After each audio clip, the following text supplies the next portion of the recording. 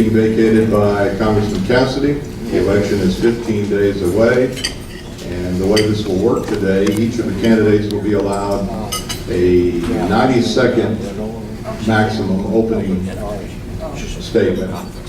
Then there will be questions from the media, and when you ask a question, please, with the crowd we have and the logistical situation we have, please stand and say as loudly as you can what your question is. And we would make it clear that only members of the press club and working media are permitted to ask questions, and if you are affiliated in any way with a campaign, this is not the time to ask questions of people in the race. At the conclusion of the questions, with about 7.5 minutes to go, we'll have 90-second closing responses. And we'll go in reverse alphabetical order to start, finish in alphabetical order. So I think the first one up is Representative Lenore Whitney.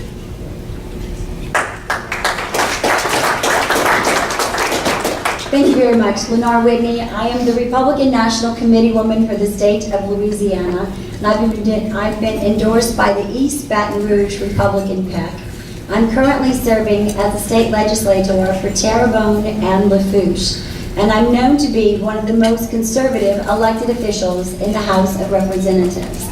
I've been endorsed by the Tea Party of Louisiana. I have a 100% voting record from La Bee, one of only 4 legislators to receive the most valuable policy maker. I'm endorsed by the Right to Life, by the Family Forum, and also by the NRA. I'm considered to be the most conservative elected official, and I'm the most conservative running in this race. Thank you.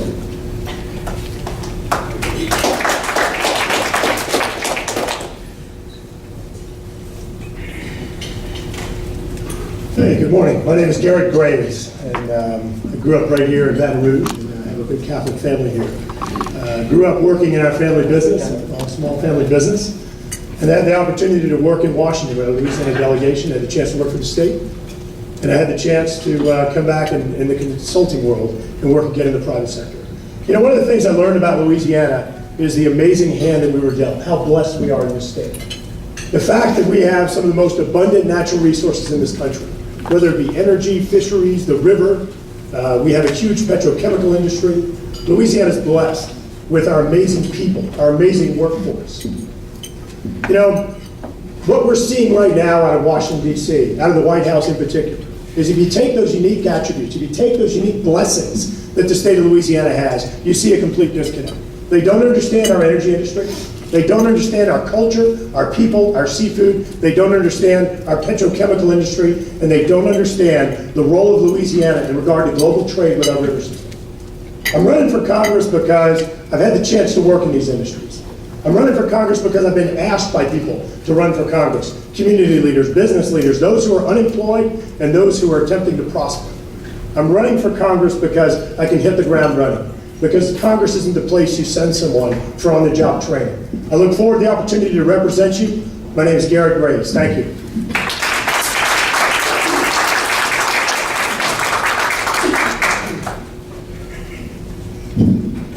Working media is an oxymoron. But this is not the first and will not be the last time that I meet with you, and I'm happy to see you. I really think the thing for me to do is to make it easy for you. If you like the fact that I was governor for 16 years, and if you like what I did and accomplished, then you ought to vote for me, because that's the kind of congressman I'm going to be. I answered the phone when things happened. I addressed it. I took care of it. Sometimes people didn't like what I did, but they knew where I stood. I wasn't hiding from anybody. If I go to Congress, that's the kind of congressman I intend to be. I'll answer your phone. I'll be available to you as I always have been. And I want to serve this state because I think I know it. I know the desires and the wishes of the people.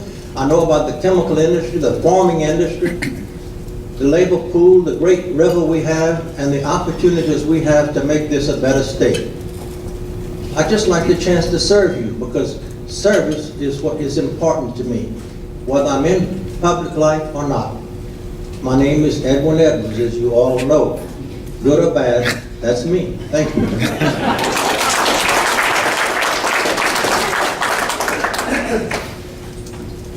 It's becoming more and more obvious every day that career staffers and career politicians who've never held a job in the private sector for any length of time make poor political leaders.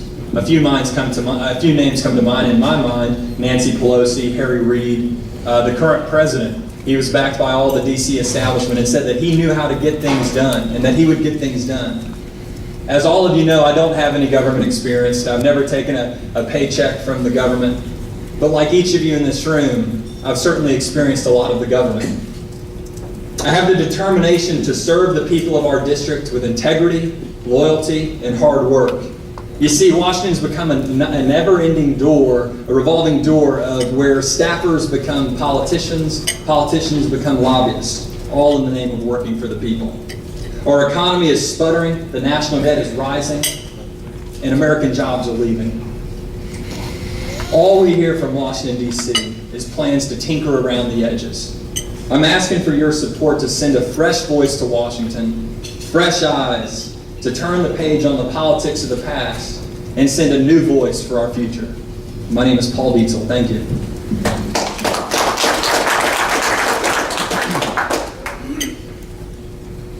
Good afternoon. My name is Dan Plater. I'm State Senator for District 16. Sometimes I seem a little bit disoriented to you guys. Today, I got to tell you, my folks were in a bad accident over the weekend. My mother's in the hospital. And so I'm not completely myself, but she would want me here talking to you guys because my mom did not raise rhymes with pussy.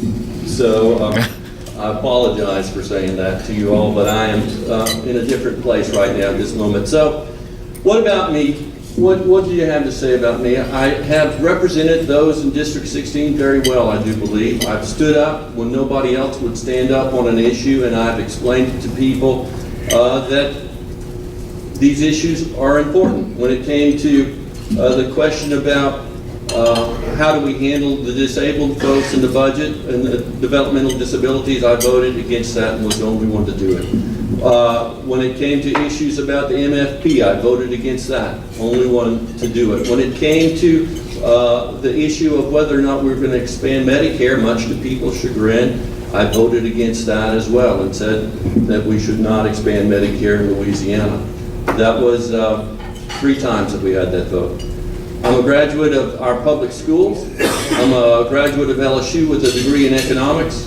Finance, and I'm a graduate of Tulane and Broad. What I mean by that is I used to be a prosecutor. So I appreciate the opportunity to be here with you today. Thank you for the opportunity. I look forward to your questions. I'm Dan Clater, State Senator. I would like to be your Congressman for District 6. Now, on the question part of this, which will be the bulk of the forum, we'll start with Paul Dietzel, and then on the next question, Laura Graves, and then Lenore Whitney, Edwin Edwards, Dan Clater. If we have time, we'll come back around. And 1 minute response for each of the candidates on the questions. We'll start with Lanny Keller of the Advocate. Ladies and gentlemen, in this election, we've heard a lot about grand themes about everything from Medicare to Social Security to balancing the budget and to Obamacare.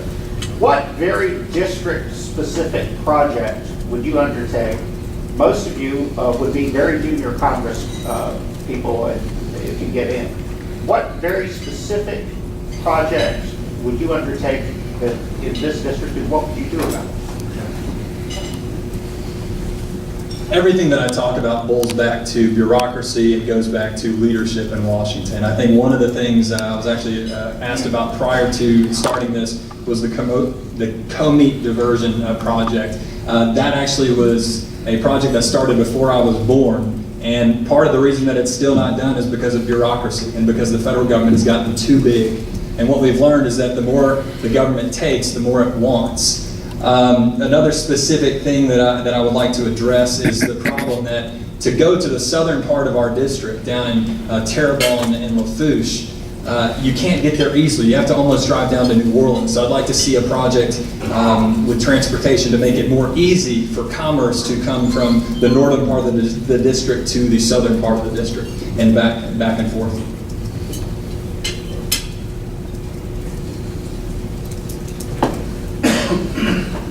Thank you.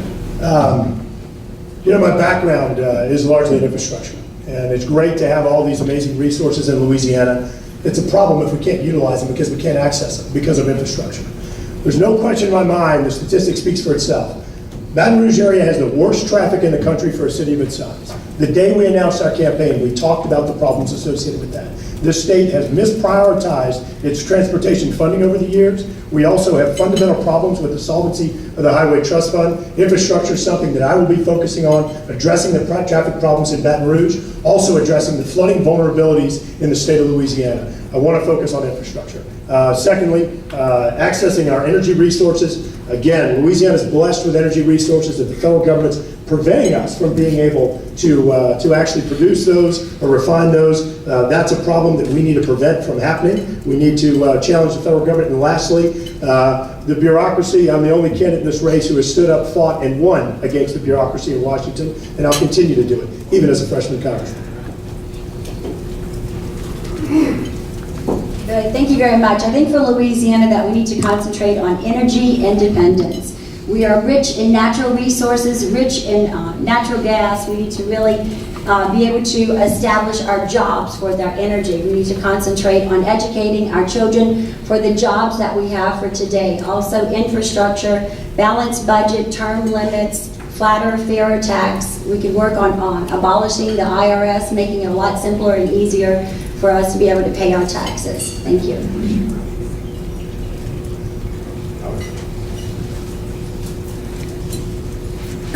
Within 90 days, I intend to call a high-level conference of the mayor's office, the governor's office, the transportation departments of both the state and the national government, traffic planners, engineers, to determine what is the best way to address the horrible problem we have with traffic congestion on I-10 through and around Baton Rouge. I have a plan of my own, but I acknowledge to you, I'm not a planner and I'm not an engineer. I don't know. Frankly, I think an elevated expressway over I-10 so that people traveling east and west can bypass Baton Rouge if that's their desire, while leaving the ground area for us is important. And I intend to immediately get on that because I think that's the thing that we need to start now. It won't happen in my lifetime. I'm 87 years old, but I've got a young wife and I have a 14-month-old child. I hope maybe the system will be done and implemented for them to have, because I'd like to leave that legacy to them and to the people of this state.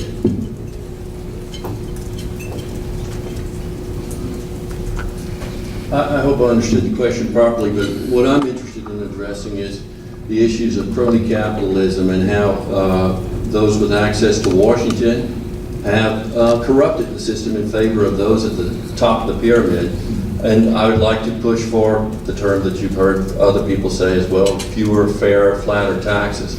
That by doing that, we'd be able to stimulate the economy and we'd have more jobs, more taxpayers, and move forward as a whole. We certainly have problems with traffic. We certainly have problems with flood. We certainly need to continue with I-49 and make headway with that. But most of all, on the local level, we need to address the issue of flooding tax. If people are going to be left with homes that they cannot pass on to their children or that they can't sell, we're going to have real problems for the middle class. So I appreciate it. Thank you.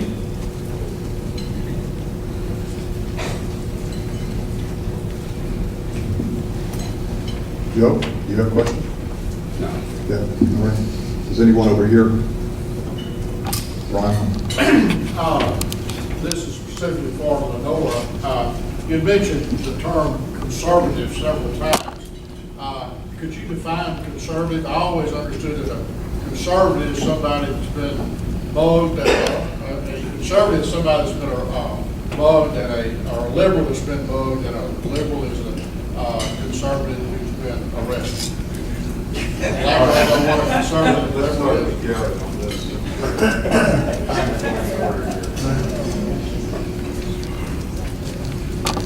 Look, bottom line is common sense. That's what we need in Washington. Any entity that has, I think, a 12% approval rating, something's wrong. I know I can beat that. You look at what's going on up there, and you can take any agency in the government. You can take any agency. They're inefficient. What we need to be doing is introducing competition within government. And it's what I did when I worked for the state. Ended up increasing output significantly, ended up decreasing overhead rate or administrative rates. If you're running in a race and you're the only one there, you're not going to do your best. If you have somebody next to you, you have 3 or 4 people next to you, that's how you do your best. That's what pushes you to do your best. And that's what we've got to do. I'm going to go to Washington to bring common sense, to increase efficiency in Washington, to cut through the bureaucracy, to eliminate programs that are inefficient or aren't responding to the public's needs or are not prioritized. That's why I'm going to Washington, to apply common sense. Thank you. I think when you're talking about conservative values, you're talking about a person who has been brought up with fiscal and also conservative values. We're also for having competition, having free trade, and that's what's made this country great.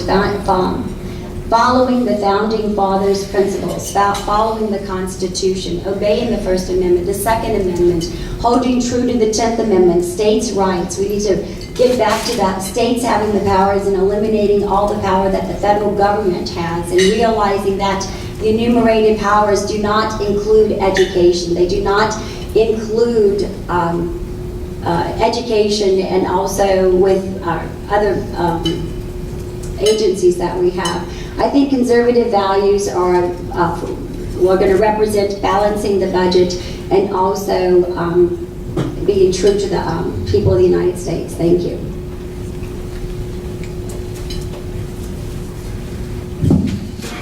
Conservative, one who is happy with the status quo, and he's in the situation he's in or she's in because of policies made by people that were opposed by them. Social Security is an example. When Roosevelt proposed that, the conservative wing of the United States Congress argued like hell that it was going to send America into social medicine and would bankrupt the country. Now all of them embrace it, and rightly so. Liberals, on the other hand, see situations that might be made available to help people who do not have enough, who are not blessed like those of us who live in air-conditioned homes. I'm the kind of person down the middle. I want to keep what's good and basically the freedoms of America as a conservative, but I want to open the doors for those who have not yet reached that fortunate part in life.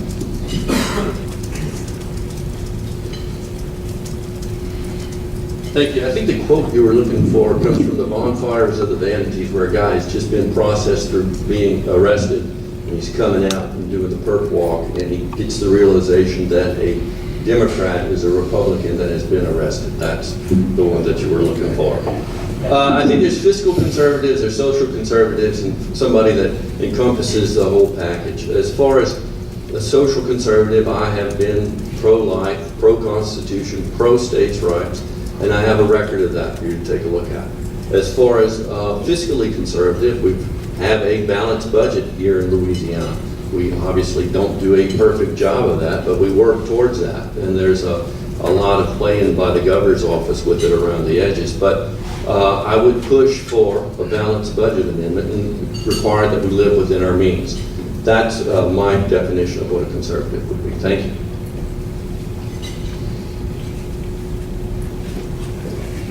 I think conservative really could be summed up in a few words: God, family, country, hard work. I released a video recently on Facebook with Senator Elbert Guillory talking about just those things and about how we're slowly losing the generation that really helped make our country what it is. I think beyond that, I think conservative, as a business person, I've helped manage budgets and live within those budgets and raise funds for those budgets, not from taxpayer dollars. I've hired people. I've seen the effects of what the government does whenever it takes more and more money out of the paychecks of hardworking middle-class Americans.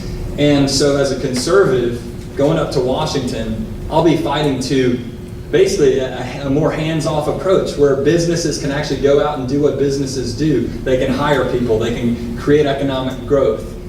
Again, my name is Paul Dietzel.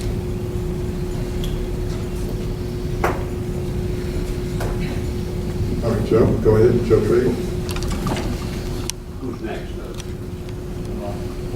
Lennar. My name is Joe Tragle. I have a question for you. Nationally, we're moving upon 35 states in this country will be allowing same-sex marriage. It seems like equality is kind of on the move in the United States. You as a candidate, which category do you fit in? You fit in the category of leadership, where you help educate us and lead us to treat people more fairly and with dignity and respect, or do you form in the other category with your webpage and your speeches where you strictly follow up and tell people what they want to hear?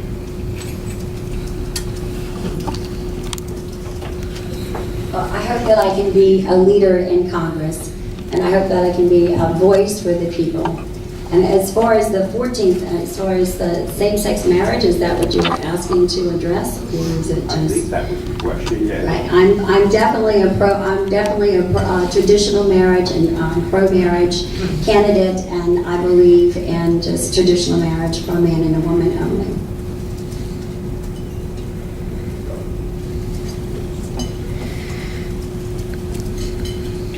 I do believe in traditional marriage, but traditional partners have advantages, both financial and political, that others do not have. Social Security benefits, joint policies, the right to make decisions for your incapable partner, and other benefits. I think we should adopt a rule in Louisiana that we have a civil union for people of the same sex who wish to spend their lives together in a loving relationship and give them the same benefits that married couples have. I think that's fair, and I want to be fair to everybody. My point is, the other thing is, this is kind of out of our hands, because as he has said, the Supreme Court has on many occasions ruled that traditional marriages as a man and woman is not going to be allowed. And they've opened the doors, as he said, for over 35 states to acknowledge same-sex marriage. Now, I don't want to call it a marriage, but they are entitled to a civil union so they have the same benefits.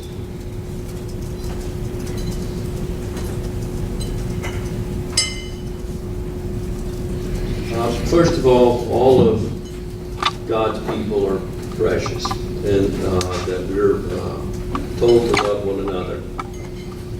And with that said, I'm not one that promotes hate or meanness, but at the same time, I would agree with Judge Feldman's decision where he has said that that is a states' rights issue, and the people of Louisiana have spoken on that. And I agree that we had an election on that. Does it come up again? Perhaps it does, but I am a believer in traditional marriage. That's where I stand on that. That answers the question. Thank you.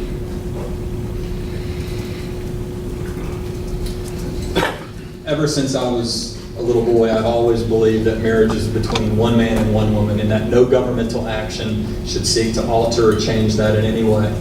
I think that at the end of the day, as many of us know, this is going to boil down to a state issue. In terms of equality, as a business owner, as somebody that has hired many people around the country and in our district, I never discriminate based on anything other than hard work, innovation, and the ability to get the job done. So, and that, again, my name is Paul Dietzel.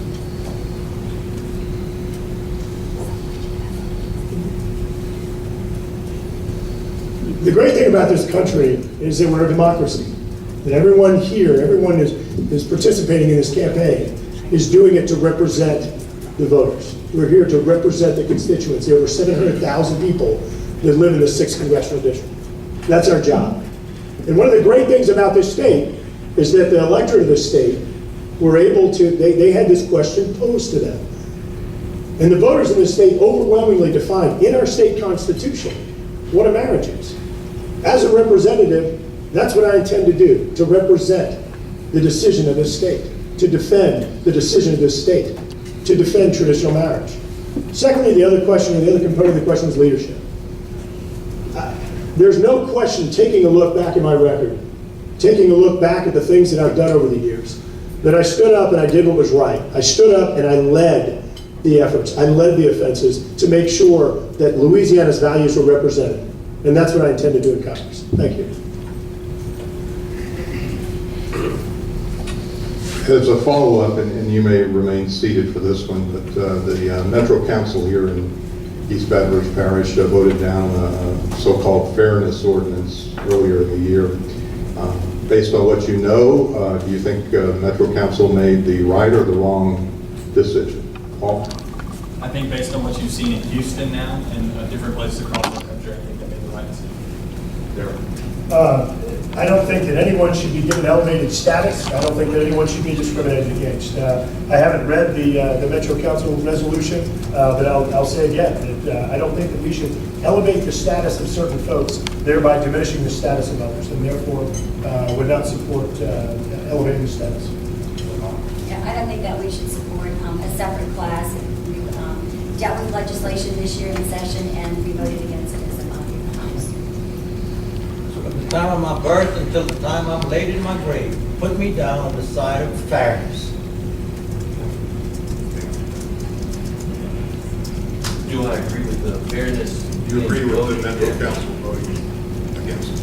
What's been described as the fairness deal? I have to say I haven't read it completely. I'm for fairness, but I can tell you that is their choice to have made it.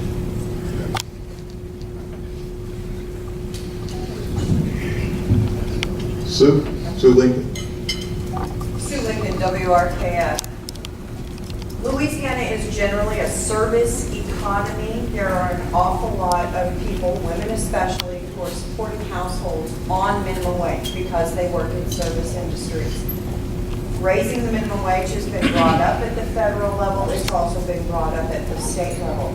As a representative in Congress, do you support raising the minimum wage, or would you vote against it? Why or why not? Governor, you're first up in minimum wage. Are you in favor of an increase or keeping it where it is? Many people mistakenly believe that minimum wage is for school kids who are trying to flip hamburgers to make a few bucks. Not so. 56% of the people who work for minimum wage are women, and half of them have children to rear. I believe that we ought to raise the rate because inflation and other factors are eating into the value of a dollar. If we go with the staged increase to $10.25, I would be for that, and I support it. It's a matter of fairness, and I suggest to you that in the long run, it will also help the rest of the economy and make things better for all of us.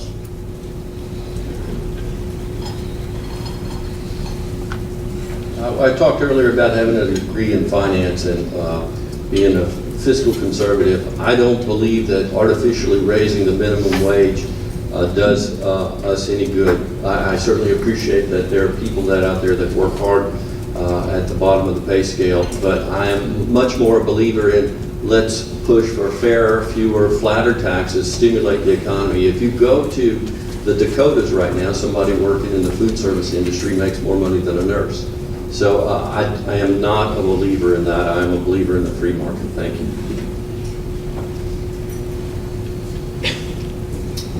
With minimum wage, I think that look, there is already a minimum wage. It's called an internship, and people do that for free. But that said, as a business person that, again, I go back to hiring people and stuff, I have never paid somebody based on the minimum wage in any of the companies that I had, where I had people that were working, just starting out, or where I had people that were high-level people that had gone into graduate school.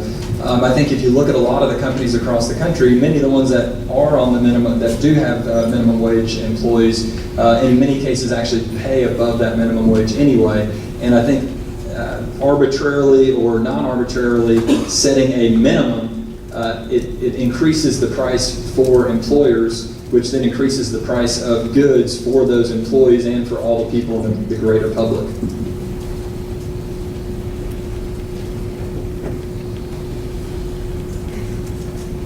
I'm totally opposed to increasing minimum wage, and here's why. Let's talk reality.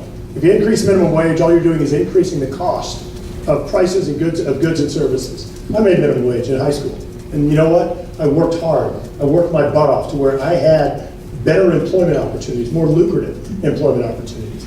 I've had an opportunity over the years to help create additional employment opportunities for folks in Louisiana. That's what we need to be doing. I talked earlier about the blessed hand that Louisiana received in regard to our natural resources and our workforce. What we need to be doing in Louisiana is we need to be creating better employment opportunities for our citizens to where they have the growth opportunities. We need to be providing the right job skills for those people to be trained to be qualified for those jobs. People shouldn't be making minimum wage when they have families. They need to be working harder, and they need to be advancing their careers through hard work. Thank you. I'm against raising the minimum wage, and I believe that the market needs to establish the wage that an individual needs to receive. I think minimum wage is necessary for people to enter into the job market without skills. I think that allows them for an employer to come in to hire someone, that they can take a risk on this employee, that they need to they may need to do some personal training with them, and that they have to establish work ethics with them. So it allows them the opportunity to work with this individual so that they can increase and they can grow in the company also. And I think that what helps the economy is also increasing jobs. We need to increase our manufacturing jobs, and we need to have more jobs for people to enter into the workforce with.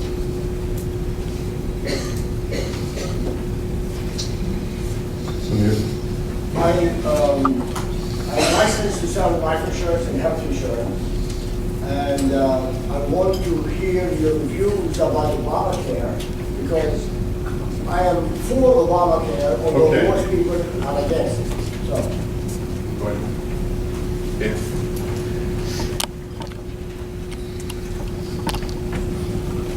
So the question, as I understand, is are you for Obamacare?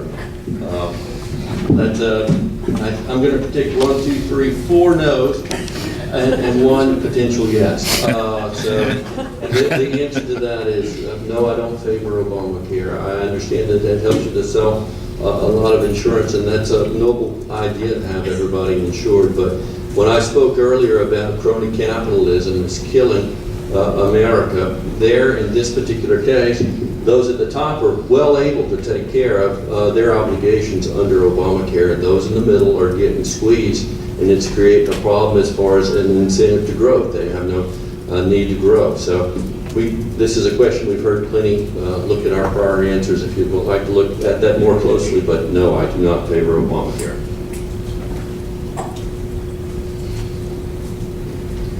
Surprise, I don't favor Obamacare. I'd like to repeal it, at least in pieces, if not in its entirety. I think that the biggest thing that we can do to fix Obamacare is to fix the tax code. And if you look at it, Obamacare as a whole has not been good for many of the people in the country. I know that there are statistics out there that show it's been good for some people, but look, I'm not saying that we should put the people with pre-existing conditions under the bus. 1996, HIPAA already put in provisions for people with pre-existing conditions, and so Obamacare really didn't affect that. I think that we need to decouple the health insurance from employment, similar to auto insurance and everything else. And so I would advocate for that.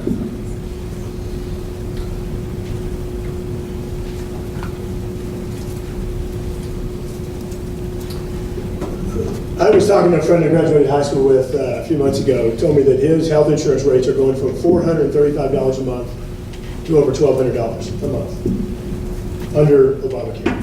That's ridiculous. That's absolutely ridiculous. Federal health care is what we're seeing right now in the VA, where folks who actually should have access to first-class health care are being put at the end of the line or getting some of the worst service in this country. It's the wrong direction. You've seen some of the statistics where the estimate from the White House on how much Obamacare was going to cost was a certain number, and now we're seeing it's multiple times higher. The Congressional Budget Office says $1.3 trillion over the next 10 years. There's a study that came out recently that indicated that wage earners are going to have, between 2017 and 2024, $1 trillion in lower wages. The largest impact of that being upon the lowest wage earners. Having the federal government as the foundation for our health care, as the foundation for virtually anything, is a mistake. They need to be focusing on defense infrastructure and other core responsibilities of government, not our health care system. Thank you. I'm against Obamacare also, and I think that What we need to do is be able to sell insurance policies across state lines. We need to increase the competition. We have to have more competitive rates. I think that our doctors are losing money. We have too many rules, too many regulations in which the doctors have to operate under. It certainly is unaffordable. The rates have gone up, premiums have gone up. Even people with policies can't even pay the premiums and high deductibles. It's not the answer to our healthcare solutions.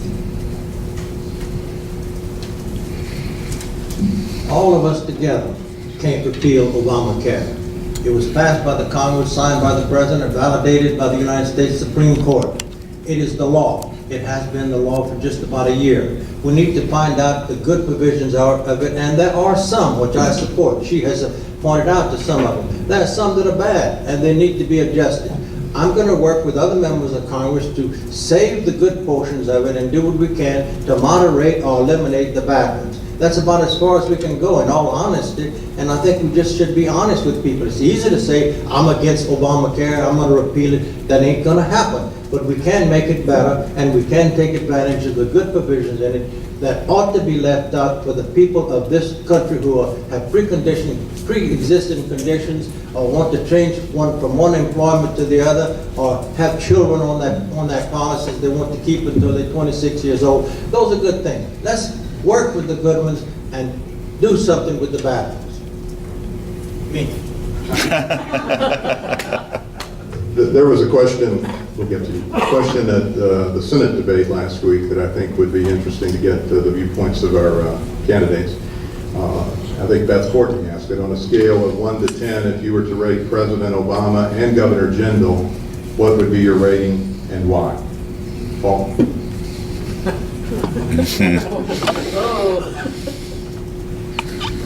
We'll have 2 ratings for President Obama, 3 for leadership, and probably a 7 or so for golf.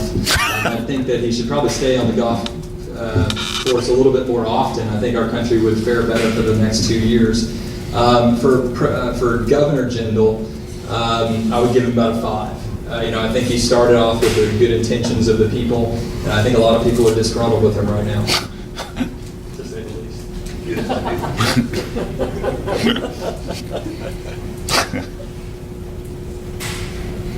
In regard to President Obama, I just want to be clear that the lowest score is 0. Is that correct? I think that this has been, without question, the worst administration for Louisiana that I've seen in my lifetime. And I would, I think I'd take advantage of the bottom rating in this case for the president.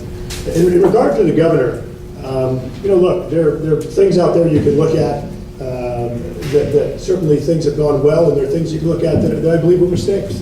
And you can point to some of those. I think the legislative pay raise is an example of a mistake that was made, of an error, of a poor decision. In regard to some things went really well, I think that their efforts on the oil spill, on coastal restoration, and hurricane protection were phenomenal. And I give them a 10 there.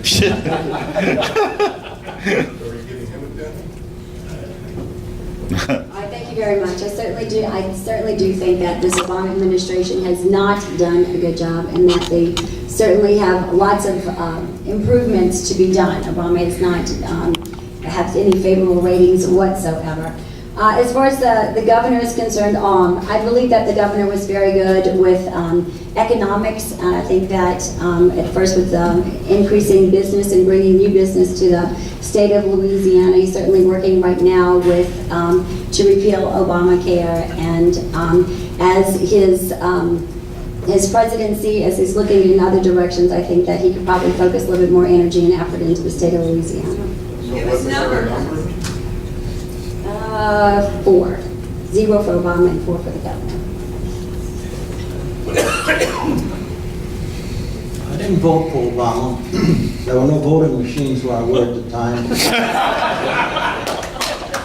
He did some things right, and I'd give him a 5. As far as Governor Jindal is concerned, I'd give him a 10 for travel. But not more than a 3 for being governor. Because among other things that are horrible is his refusal to accept Medicaid expansion for the people of Louisiana, 250,000 children, senior citizens on fixed income, underemployed and unemployed people. I just can't do any better than that. I do suggest that he did make some good selections in appointing some people, and maybe they should have stayed where they were appointed.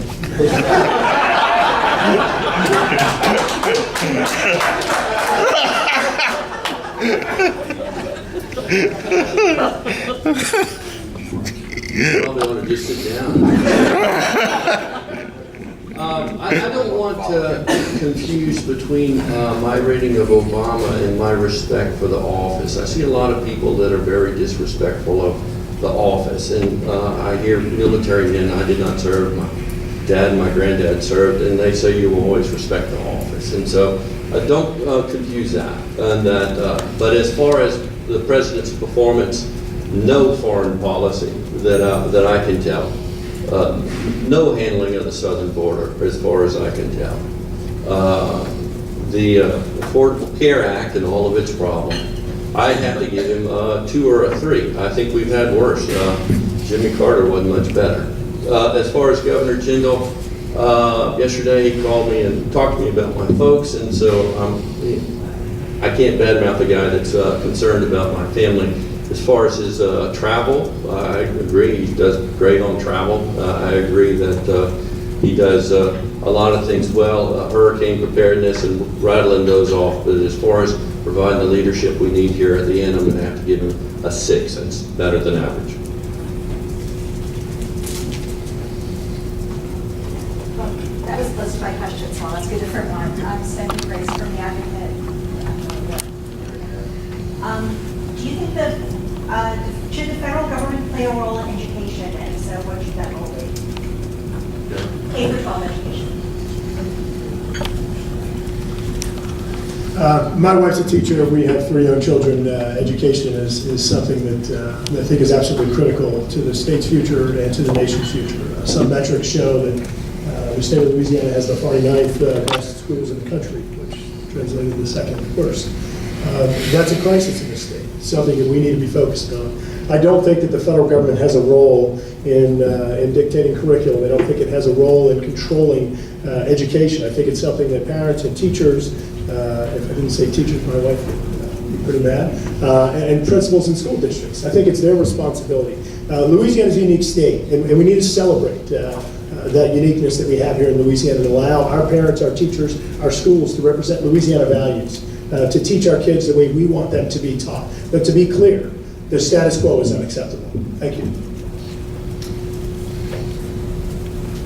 I definitely think that education should be within the local level, and I certainly stand on states' rights in the 10th Amendment that it should be with it, certainly within the states of state Louisiana has the right to determine what methods, what standards, and what evaluations they want to set forth. And it is definitely part of a unique opportunity for the teachers to be able to teach the children according to how they think that the students need to be taught, and not something that needs to be mandated by the federal government. Education of our children belongs at the local level. Elected school boards and teachers who want to dedicate their lives to teaching our children.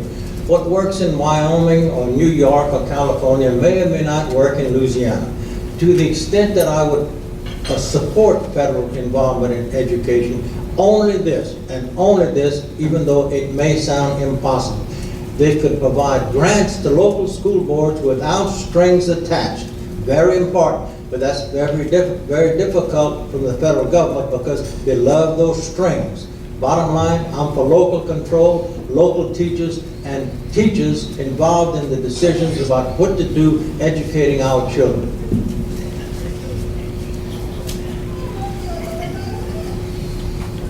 I'm for high standards for our children. Every time we raise the bar for our children clear them. I don't think we need national standards as far as being pushed down to us from Washington. But I'm for high standards for our children. That's one of the benchmarks that we use on whether or not the children get TOPS. TOPS is a great merit-based program that gets our children educated. However, to harken back a bit to what the governor has said here, it's my view that the federal government is responsible for about 15% of the budget as it relates to our children, but about 85% of let's use the word, the crud that goes along with it, as far as there is entirely too much regulations and strings attached with it. So eventually I would prefer to be absolutely free of federal intervention in our local school systems, whether that means the money or not. Thank you.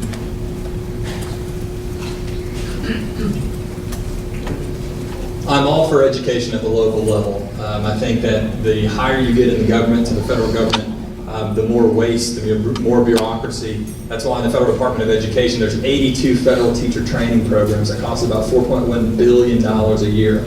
Most of the people up here, myself excluded, who actually started school prior to the Department of Education even coming about. And I've said before, I think that in a way it'd be great if we could essentially eliminate the Department of Education with the exception of a few grant programs and also record keeping. So I think at the end of the day it boils back down to the teachers, the local level. That's why I'm against Common Core, because look, we tried it with Goals 2000, we tried it with Race to the Top, we tried it with No Child Left Behind, and nationalizing or federalizing education doesn't work. Time for final statements, and we're going in alphabetical order, so Senator Clayton. So thank you for the opportunity to be here today. We have a lot of good candidates, everybody that's putting themselves out for public scrutiny. I encourage you to take a very close look at their record. What separates one from the other? I have a record that you can look at, and I have a record of fighting for Louisiana and being a great steward of Louisiana District 16. And I have a record of being able to build a coalition when one can be built, but not afraid to go alone when I need to. If you're satisfied with the status quo, and if you think that one person can't make a difference and you want to go with what you've always seen, choose one of these other candidates. If you want somebody that honestly believes that one person can make a difference and that is the start from where we go, I would very much appreciate your vote. Dan Claytor, thank you.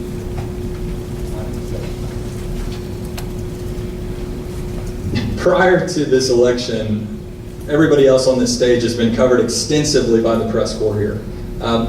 Frankly, because each of them have been involved in the political process before and been a part of the system. If our people in this district truly want something different and want a different result, then we have to send a different type of people up to Washington. I believe that we need people with private sector experience to solve public sector problems. I think there's a clear choice in this race if you're looking at it based on that, and I think the choice is clear. It's Paul Dietzel, a conservative businessman. Thank you.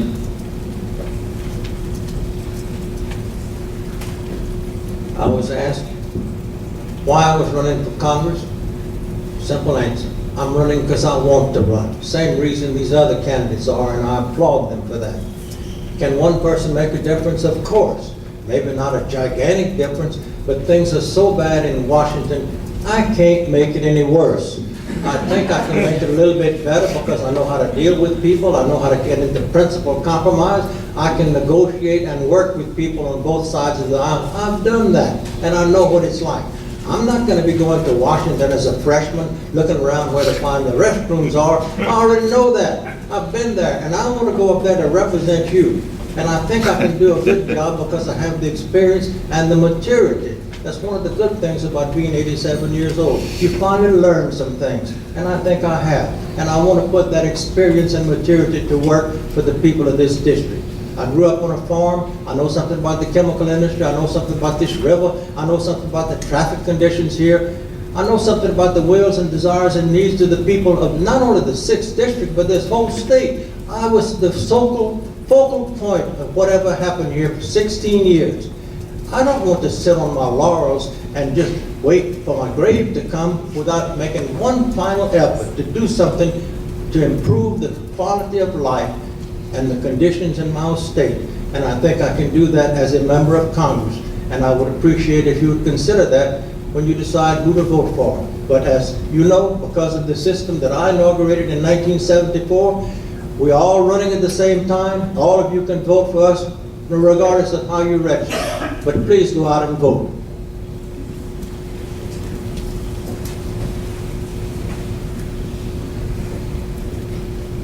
Governor, they moved the capital to Washington DC.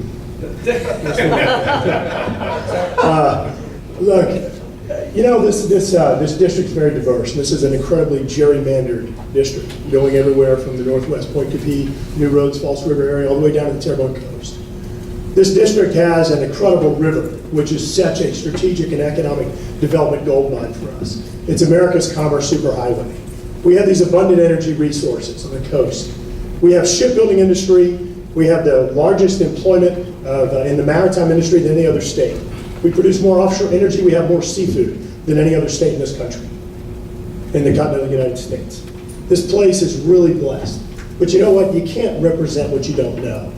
Everyone up here is saying similar positions. And so it's not about standing behind a podium and taking a position. It's about experience and it's about leadership. Take a look at my record. Our campaign distinguishes itself from all the others by actually having a record of standing up for what's right, whether it's the federal government, whether it's a private company, and actually winning the battle. Standing up against the Corps of Engineers, standing up against EPA, standing up against BP, and winning the war. I'm not doing this because I want to be famous. We started out in the polls at 3% back in March, and a lot of people thought they were voting for the guy who was raising canes. We're now up, and I think most folks know that we're very competitive in this race right now. And we did it because we shared a vision, because we have the competence and experience, and because we know what we're representing. You can't represent what you don't know. Garrett Graves, thank you. Lenore Whitney, a state representative, and as a state representative, I have a conservative voting record. You can check my record as far as my votes for Family Forum, for conservative values. I believe that Congress has compromised, conceded, and has negotiated away some of our bedrock principles that this country has been founded on. As elected to Congress, I will hope to sway legislation back to the founding fathers, back to the principles of the Constitution, and back to the ideas that made this nation great. Thank you. Let's give them a hand.